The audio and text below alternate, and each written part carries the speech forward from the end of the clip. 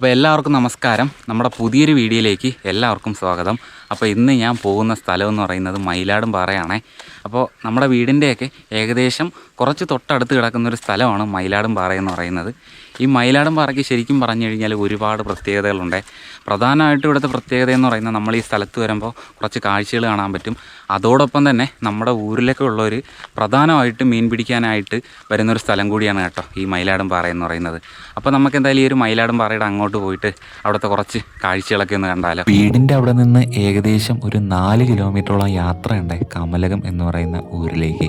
അപ്പോൾ കമലകത്ത് നിന്നും ഏകദേശം ഒരു 1/2 കിലോമീറ്ററോളം നമ്മൾ സഞ്ചരിച്ച് കഴിഞ്ഞാൽ നമുക്ക് പെട്ടെന്ന് എത്തിപ്പെടാൻ പറ്റുന്ന ഒരു മനോഹരമായിട്ടുള്ളൊരു സ്ഥലമാണ് ഈ കാണുന്ന മയിലാടുംപാറ എന്ന് പറയുന്നത്. വീടിൻ്റെ അടുത്തൊക്കെ ഇത്രയും നല്ല സ്ഥലങ്ങളുള്ളത് ഞങ്ങളെയൊക്കെ സംബന്ധിച്ചിടത്തോളം വലിയൊരു കാര്യമാണ്.